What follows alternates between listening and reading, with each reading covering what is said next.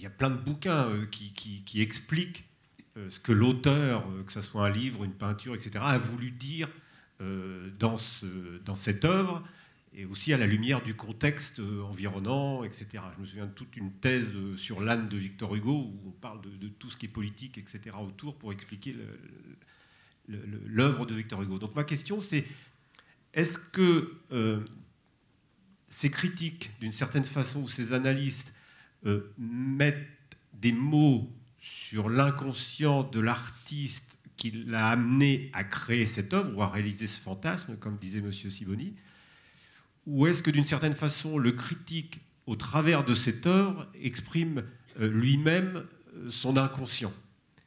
Donc je ne sais pas si j'ai bien formulé ma question, mais c'est toujours ce qui m'interpelle. Tout à fait. Jean-Pierre. Oui, alors il y a deux Freud.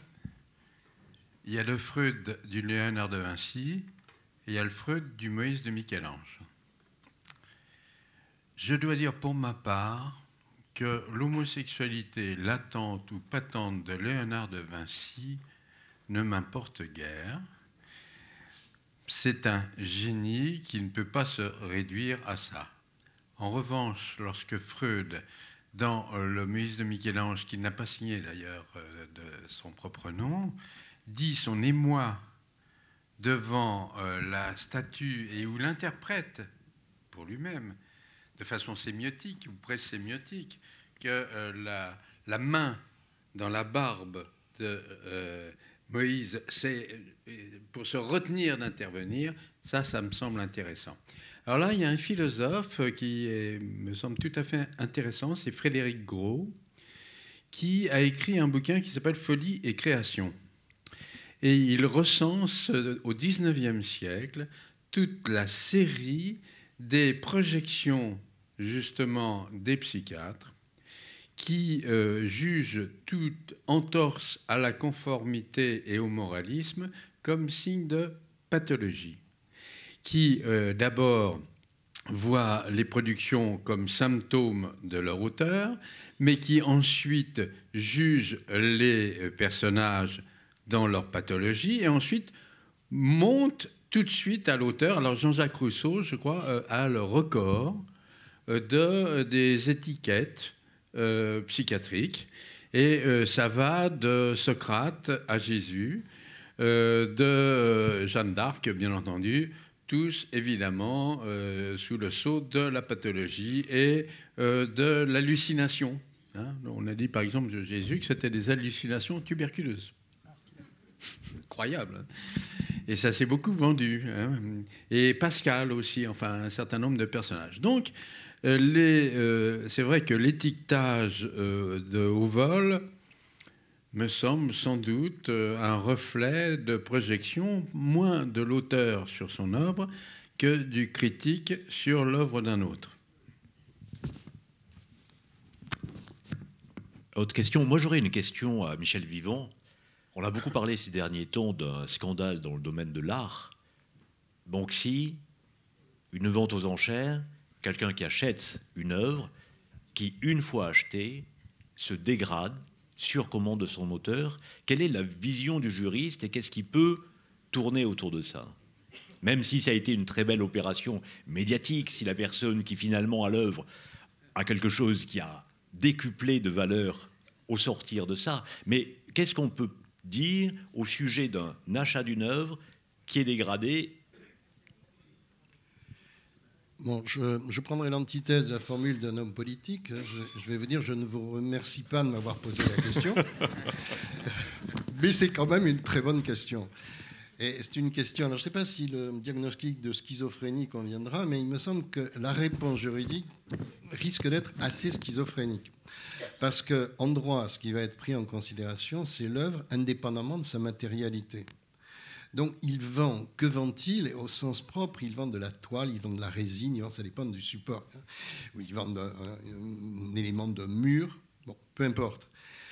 Il vend cela, mais l'œuvre, c'est autre chose.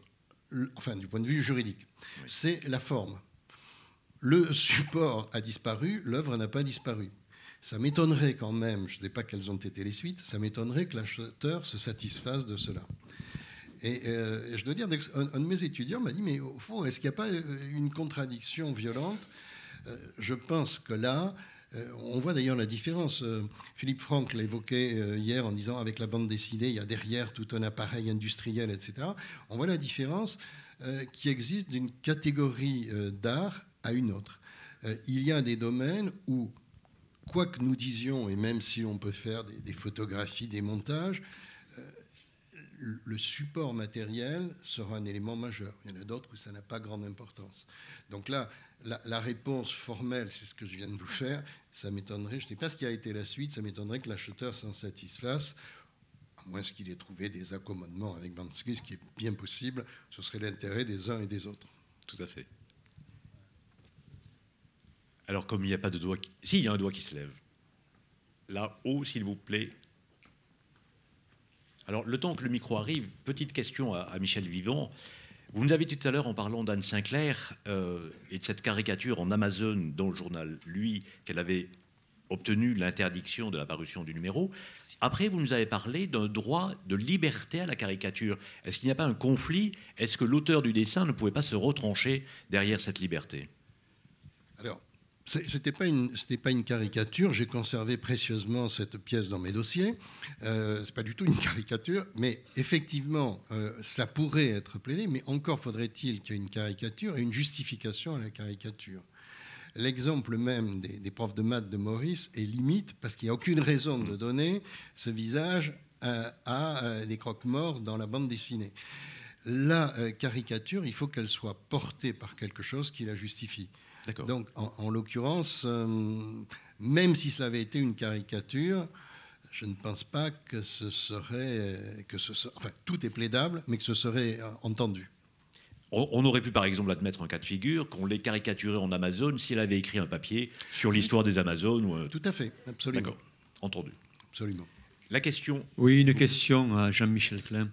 Que faites-vous comment faites-vous dans votre pratique de l'art-thérapie pour faire que les gens à qui vous adressez, les patients à qui vous adressez, puissent créer?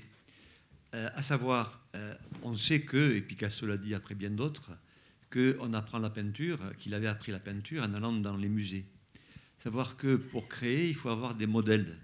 Moi-même, je l'ai en tant qu'enseignant à des gamins de 10 ans, 11 ans. Quand j'apprenais la pratique poétique, je m'étais rapidement rendu compte qu'ils commençaient à devenir poètes ou à pouvoir écrire de la poésie à partir du moment où je leur avais montré comment fonctionnait un texte de Rimbaud ou un texte d'Henri Michaud. Donc, comment vous, dans l'art-thérapie, est-ce que vous passez par est-ce que vous leur proposez des modèles d'écriture ou des modèles de peinture? Voilà ma question. Alors on peut en effet, comme le fait Régine, partir de fiction. Il y a quelqu'un qui est une psychanalyste mailleute qui est de Lyon, René Laetitia Richaud, qui part d'œuvres d'art où il y a des choses qui se font dans les musées aussi. Comment est-ce qu'on peut créer à partir d'une œuvre? Ce n'est pas tout à fait ma pratique, mais ça peut se faire. Il y a des profs de mon institut qui vont dans les musées, et création à partir de la création. Alors, il y a une chose qu'il faut savoir. Là, j'ai écrit dernièrement dans un journal de l'éducation nationale sur l'estime de soi. Et c'était le thème. Et j'ai dit qu'il fallait respecter la mésestime de soi. Quelqu'un qui, depuis toujours, pense qu'il est nul, on ne va pas magiquement lui faire changer d'avis en lui disant « Ah non, c'est très bien ce que tu as fait, tu es un artiste ». C'est-à-dire qu'il faut que la personne éventuellement crée sans savoir qu'elle crée. Moi, je ne suis pas créateur du tout. Ben oui, très bien. Alors, des fois, il y a des astuces. Alors, il y a des astuces qui sont de la création qui n'apparaît pas comme création. La photographie, par exemple, les gens pensent qu'il suffit d'appuyer sur un bouton. Le collage est extrêmement riche, parce que le collage, on part des créations des autres, qu'on déchire à la main, avec les ciseaux, etc. Et c'est une façon de travailler sur son propre corps, sans le savoir. C'est toujours le mine de rien. J'ai beaucoup accompagné des jeunes filles anorexiques mentales à partir de collages et où elles ont dilacéré des images conformes à la beauté en vigueur de magazines pour créer des chimères et des monstres. Elles ne pensaient pas qu'elles étaient dans la création et elles ne pensaient surtout pas qu'elles travaillaient sur elles-mêmes et sur leur propre corps.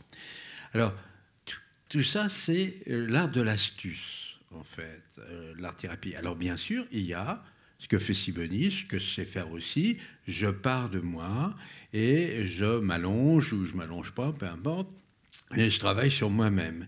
Si vous croyez que ce n'est pas de la fiction, vous vous trompez. C'est de la fiction car j'édifie une légende de moi, une légende de mes origines, légende que je dirais inédite, c'est-à-dire je remets en question la légende qui jusqu'à présent m'avait porté et qui m'avait satisfait à un moment et puis qui a révélé ses limites pour édifier une autre légende de moi, en plus avec quelqu'un assis derrière ou devant. Enfin, c'est pas quelqu'un, c'est plutôt quelqu'un sur qui je projette ma représentation de mes relations dans mes représentations à mes premiers objets, enfin bon, etc. Mais c'est tout le problème des phénomènes transférentiels. Donc, comment est-ce qu'on se débrouille? Eh bien oui, on se débrouille. C'est-à-dire, c'est pas, parce que là c'est une injonction paradoxale, hein, c'est du double bind, c'est soit créateur, soit spontané. Évidemment, ça c'est pas possible parce que ça contient la contradiction en même temps. Donc on se débrouille. Par exemple, il y a un de nos profs là qui est photographe. On sort dans la rue, on fait attention à comment est-ce qu'on est interpellé par une fissure, par un détail, etc. Et puis on la prend en photo, puis ensuite on travaille dessus. Et puis au bout du compte, on se rend compte qu'on est créateur. Mais ce n'est qu'au bout du compte. C'est parce qu'on a été créant qu'on devient créateur. On parlait d'assumer tout à l'heure. Moi j'aime beaucoup la distinction sémiotique entre asserter et assumer. Asserter, c'est « ouais, moi, je suis prof. Donc, ce que j'ai à dire, vous avez à l'entendre. Et ce que j'ai à dire, je le soutiens. Hein? Et c'est la vérité. Les gens qui commencent à parler de vérité, méfiez-vous. Hein? Mais assumer, c'est « je suis construit par mes productions. Je les assume, c'est en aval. C'est-à-dire, je suis fils de mes œuvres, disait Don Quichotte. Je suis là, et c'est à travers tout ce que je fais que je me construis et je me construis autre. Et puis ensuite, il va y avoir un retour sur ma réalité, mais pour l'instant, je ne m'en préoccupe pas. Alors l'art-thérapeute, il comprend un petit peu quand même. Il ne comprend pas tout, mais il comprend un petit peu. Mais la personne oublie, elle est tellement dans sa création. Alors comment on se débrouille, en effet, pour l'accompagner? On est l'un à côté de l'autre en face de sa production. Comment est-ce qu'on se débrouille? Je ne suis même pas forcément contre, alors que c'est vraiment formellement interdit, faire du copiage. Je ne suis pas forcément contre partir des mots spontanés pour les transformer en mots théâtraux, etc. Donc voilà, c'est ça. On se débrouille. Merci Jean-Pierre. Une dernière question rapide, réponse rapide de Jacques Touchon. Je peux ne pas la donner. Je te prive pas? Non. Merci, parce qu'on a le temps qui... Si un jour j'arrive à arrêter l'horloge, mais non, je ne pense pas. Je la regarde, mais elle avance toujours. Donc, une pause, un quart d'heure.